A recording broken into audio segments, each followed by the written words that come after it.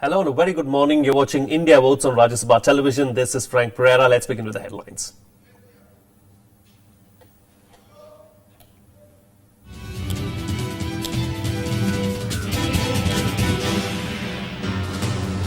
Campaigning comes to an end ahead of the fifth and biggest phase of Lok Sabha polls.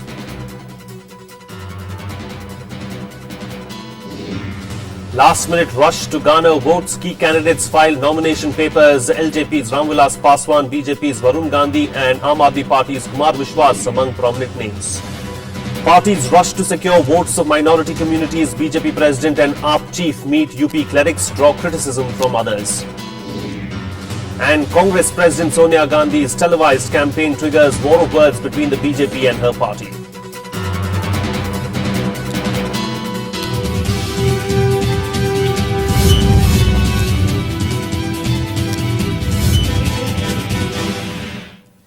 While campaigning for the fifth phase of Lok Sabha polls came to an end yesterday, in this phase, a total of 121 constituencies spread over 12 states will go to polls on Thursday, 17th of April. Polling for 77 states of Odisha Assembly will also take place in this phase. Here's a detailed report. Electioneering for yet another crucial phase of Lok Sabha elections 2014 ended on Tuesday. Political activity continued in different parts of the country till 5 p.m. with leaders giving one last attempt to woo voters. While BJP star campaigner Narendra Modi campaigned rigorously in Bihar and Jharkhand, the two states which together comprise of more than 50 Lok Sabha seats, Congress Vice President Rahul Gandhi continued with his campaign trail in Maharashtra. In a bid to garner some support for the party, just hours before the campaigning ended, BJP President Rajnath Singh also addressed a rally in Udhampur district of Jammu. Tamil Nadu Chief Minister and AIADMK Chief J. Jayalalitha stepped up her election campaign in the state, addressing a rally in Arani constituency. Polling for the 39 parliamentary constituencies in Tamil Nadu will be held on 24th of April. Arani மக்களவை தொகுதியின் வளர்ச்சிக்காக நலனுக்காக பல்வேறு பணிகளை நாங்கள் மேற்கொண்டு வருகிறோம். The fifth phase leads to the halfway mark of the mammoth 9-phase Lok Sabha elections. With as many as 121 constituencies in 12 states at stake, this is the biggest of the 9 phases of elections. Polling on this day will be held in Jammu and Kashmir, Rajasthan, Uttar Pradesh, Bihar, Jharkhand, Odisha, Madhya Pradesh, Chhattisgarh, Maharashtra, Karnataka, West Bengal and Manipur. Voting for 77 seats of the Odisha Assembly and 2 seats of the West Bengal Assembly will also be held in this phase. Bureau Report, Rajya Sabha TV. Well, let me now introduce our guest on the show this morning on India Votes. We have with us, of course, Mr. K.V. Prasad, Associate Editor of the Tribune. Very good morning and welcome to the show, Prasad. Important day tomorrow, 121 Lok Sabha constituencies in the fray. Is it really going to be make or break tomorrow? Well, every election, every phase would be make and break, I would consider, because we have a spread over. Remember, after the first 2 initial phases, when the number of seats were 13, the third phase actually kicked off the main. We had 90 plus seats. We reached the heartland. Yeah, and now as they say, move across other parts of the country. And fifth phase, as your correspondent just mentioned, is the halfway mark in a way. So we'll cross the halfway mark and go on to the next 4 phases. So every seat is being contested. As you see, the campaigning has been high decibel, high octane. So every seat has to high matter. decibel, high octane indeed. We'll go into that as well in just a bit. But before we move into the political headlines, of course, there is another headline for a change that is the lead story in each one of the papers today. It's about the transgenders, and let's look at that before we move into the political headlines. Times of India's headline here says it: transgenders get right to be called the third gender. Landmark Supreme Court order includes them in OBC's.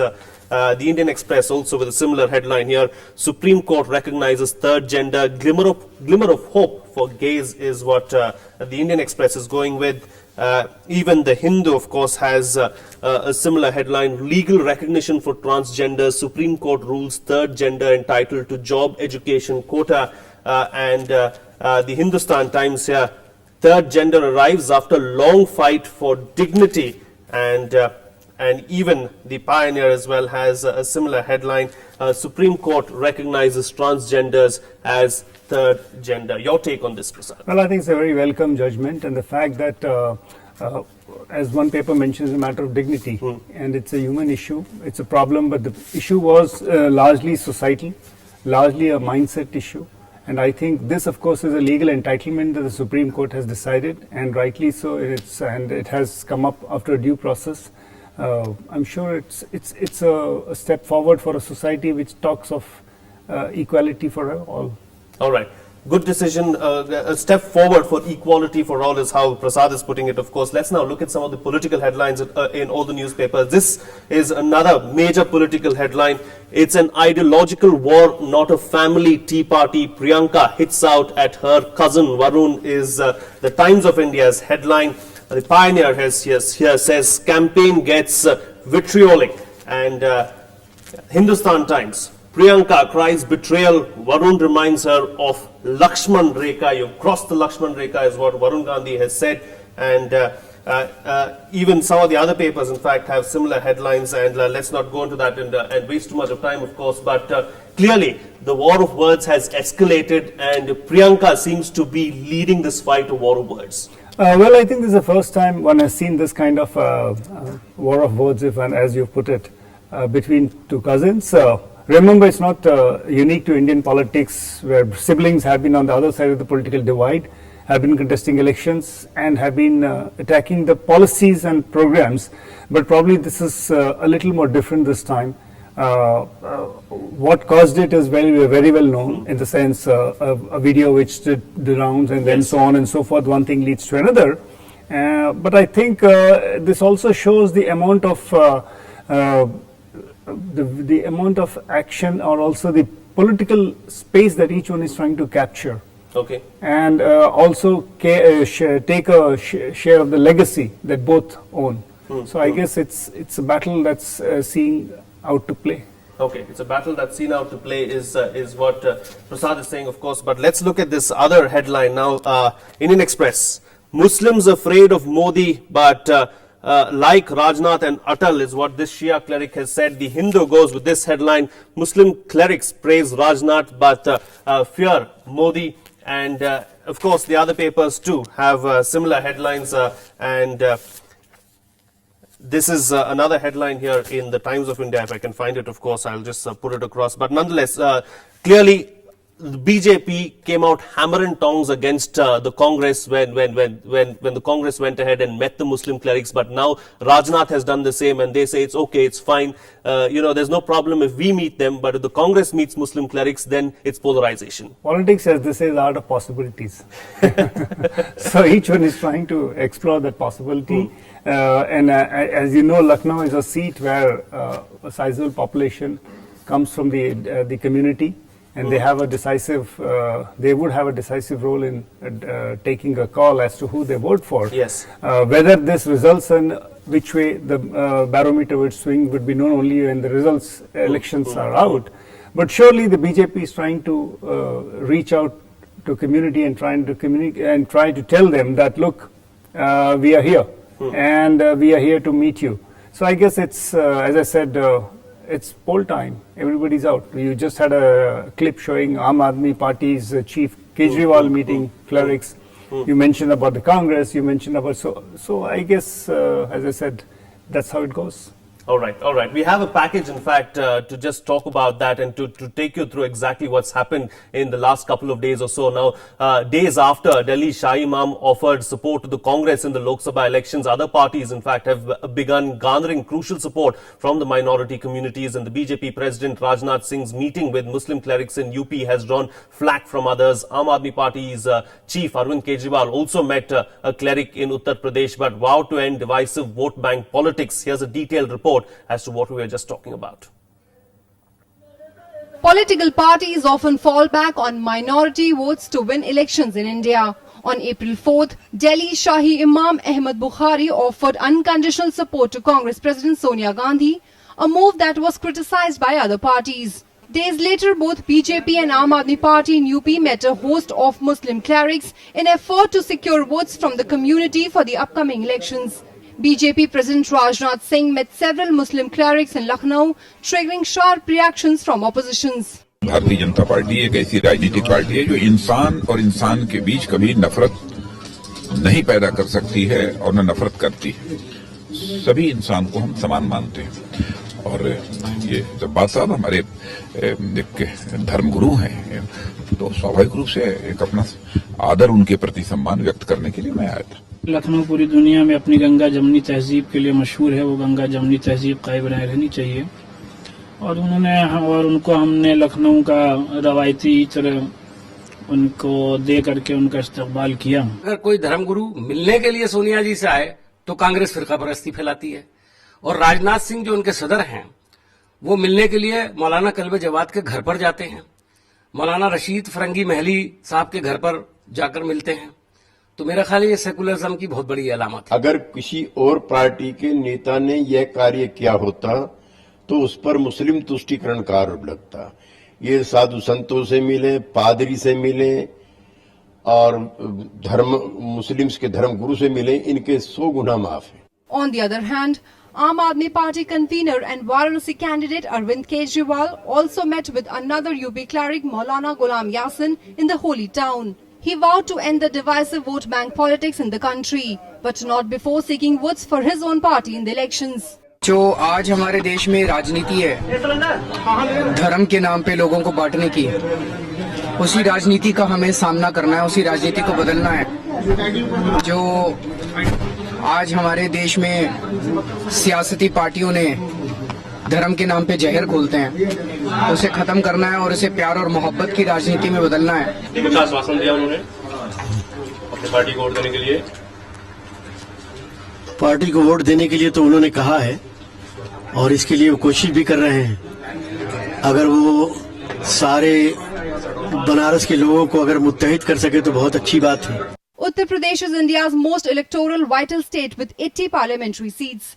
It has 18% Muslims. In capital Lucknow, Muslims are a fourth of the population. The city has 1.8 lakh Shia Muslims. BJP's prime ministerial candidate Narendra Modi is accused by his critics of not stopping the 2002 Gujarat riots on his watch, in which 1,000 were killed, mostly Muslims. A Supreme Court probe found no evidence of his alleged role in the riots, an assessment that was upheld by a local court last year. Bureau Report, Rajya Sabha TV.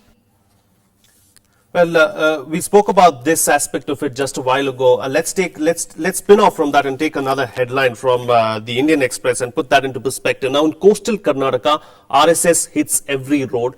This story goes on to talk about how the BJP and the Sangh Parivar go out onto the streets of coastal Karnataka, the whole of coastal Karnataka, which has seen several riots in the past, and talk about the beheading of Indian soldiers by Pakistan and so on and so forth. And here you have the Hindu talking about how Muslim clerics praise Rajnath but fear Modi. Now, if you look at it, the people generally are not really afraid of the BJP, but they're afraid of what the Sangh Parivar and some of these fringe elements can really do if the BJP comes to power.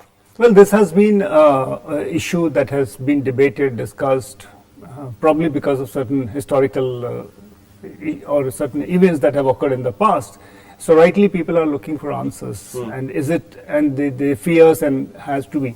And probably if you just heard what Rajnath Singh was saying, he's trying to assuage that sentiment. Yes, he is. And that's what looks like from what his statement. Whether people feel confident or comfortable is a secondary issue. But they are trying to reach as a party head. He's trying to put it.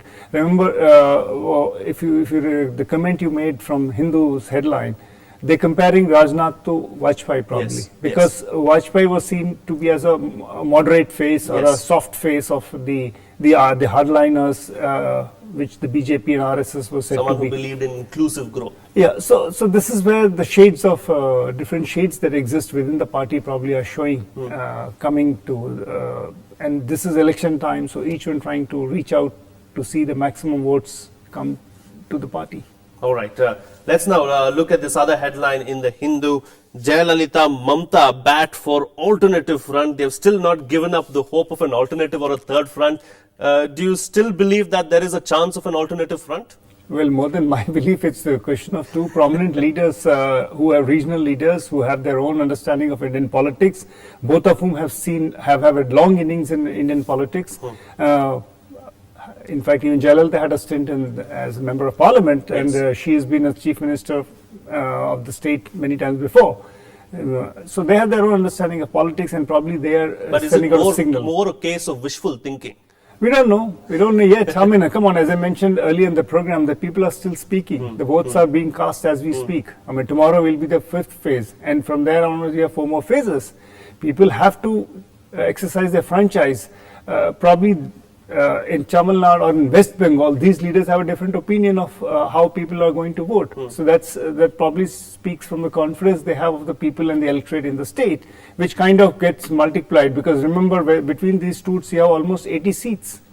Indeed. Of course, there are 80 seats, 81 to be exact. But that's quite a lot of seats. I mean, and a lot can happen, of course, if the balance tips in any one of their favors. Now, let's take a look at the Pioneer. Now, this is a headline here which says Nitish loses Kishanganj before poll as nominee deserts turf for the Congress. The Times of India also carrying an article where it says candidates quit, leave UP Congress, Bihar JDU in lurch. Are we going to see a lot more of this? It's happened already in Noida, just on the brink of the election. You know, the party lost out on the candidate there. Are we going to see a lot more of this? Migration season is there on. I mean, this is the time when people actually migrate from one political party to another for various reasons, individual, personal, ideological, so on and so forth. But doesn't augur well for the party which loses a candidate. And Noida was probably one of the highlights when everybody remembered the Congress lost a candidate to the Bharatiya Janata Party, the principal contender for power.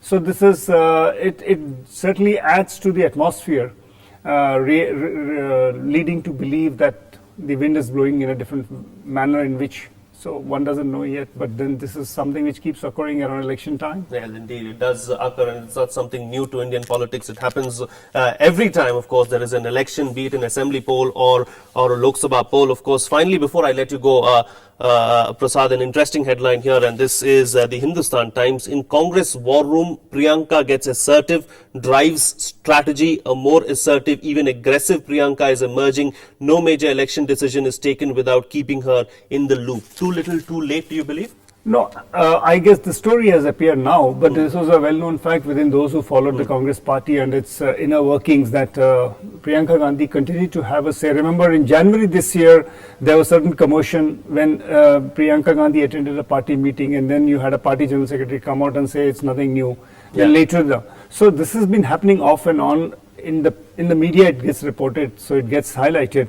But probably it's a well-known fact that she's been active in the party in her own fashion, and also in the two constituencies where her mother and brother represent, because largely if they are devoting time for national issues or their roles as members of parliament and elsewhere, the sister goes and spends time in the constituencies.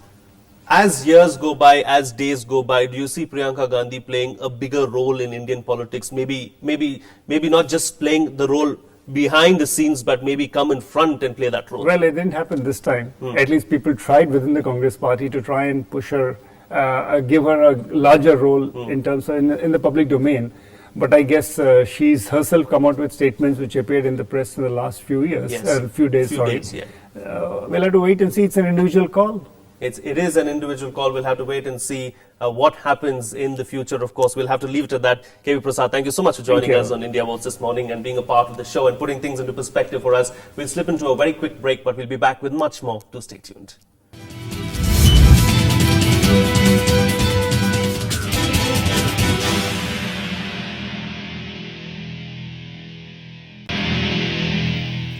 Welcome back. You're watching India Votes on Rajya Sabha television. Well, a group of Election Commission officials were heckled in West Bengal's Malda district on Monday while they were removing some flags and banners put up on a government property. The incident took place in Kalaichak in Malda district. The block development officer of the area said a police complaint has been filed against Trinamool leader Dawood Hussain and some other activists. The video footage of the incident has been sent to the Election Commission for further probe into the incident. Trinamool Congress candidate from Malda South constituency, Moazin Hussain, has denied the charges. Earlier, Trinamool activists allegedly assaulted poll panel officials at Manikchak in Malda district, Habra in North 24 Pargana and Howrah city.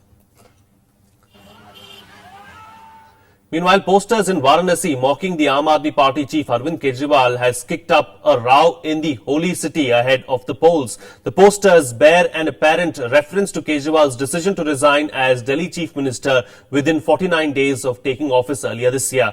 Party supporters slammed the people behind the negative campaign against Kejriwal. They said that the sole motive behind such a drive was to defame him ahead of the elections in the city. The posters were stuck keeping in view Kejriwal's visit to Varanasi today, where he is contesting against BJP's prime ministerial candidate Narendra Modi. एतराज क्या ये उनकी बेवकूफी जो ऐसा ऐसा poster लगा रहे हैं एक इंसान सच्चाई रास्ते पे चल रहा है उसको आप लोग फिर वो कर रहे हैं कि मतलब बहुत करप्शन है उसको खत्म करना हम लोगों का मोटो है और इसीलिए हम लोग इतना जी जान से लगे हुए हैं. Well, India's volatile neighborhood, Pakistan to the west and China to the northeast, has raised the need for a strong military doctrine to be able to take on a hypothetical territorial attack. Now, this issue, together with related internal security concerns from perhaps the biggest military questions of the day. Here's a report.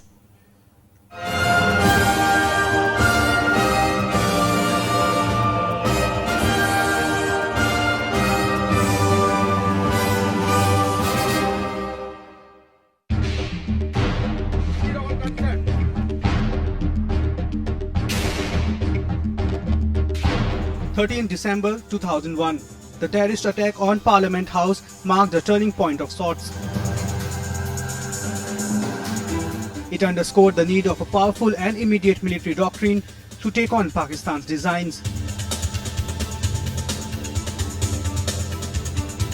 This attack was instrumental in the formation of the Cold Start War Doctrine in 2004. An offensive blitzkrieg to neutralize the enemy inspired by the Soviet concept.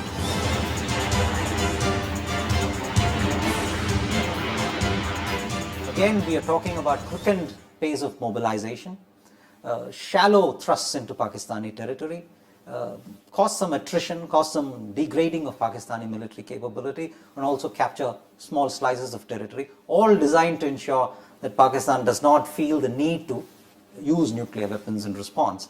So that India's option of inflicting some damage on Pakistan for its continued. There have been calls for a joint chiefs of staff structure to iron out a host of problems that persist. The hurdles to this arise directly or indirectly out of an inter-services rivalry between the three chiefs of staff. This extends to a lack of coordination between the political elite, bureaucrats and the armed forces. I think I can safely say that we have a military strategy and a military doctrine based on the perceptions of political objectives by various governments over the years. Some have been successful, some have not been successful. The current combat doctrine of the Indian Army is based on the effective combined utilization of holding formations and strike formations.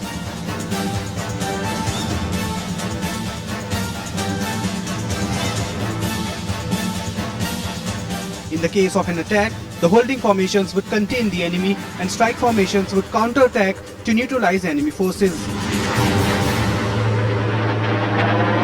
Vineet Dikshit's report for Rajya Sabha TV.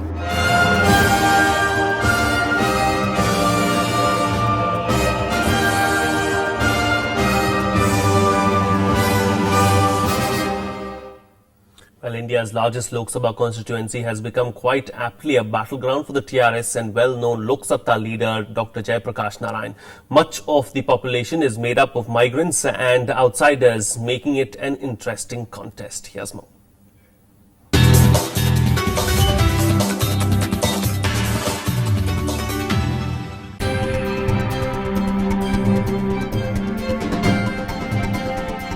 Located in the heart of Hyderabad city, Malkajgiri is the largest Lok Sabha constituency in the country.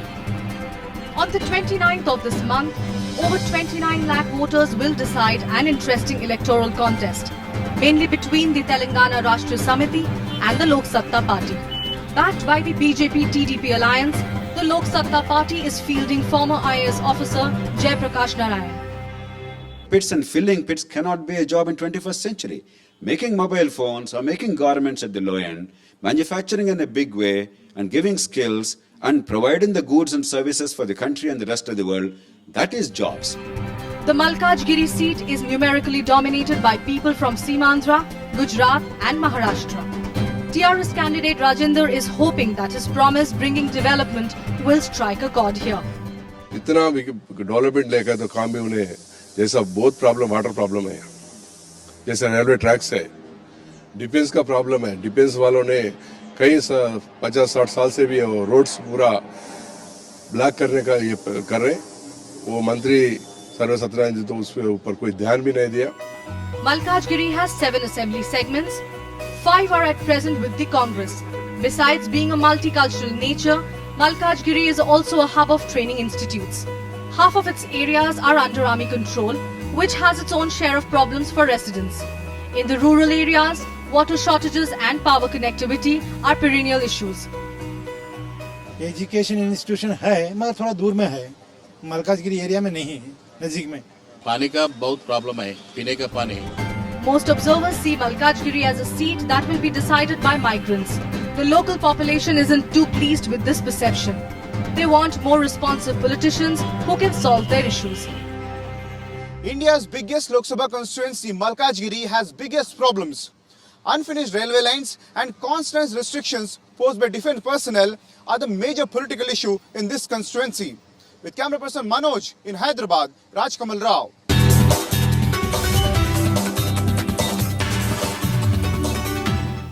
And with that, it's a wrap on this edition of The Bulletin. Thank you so much for watching. Have a good day.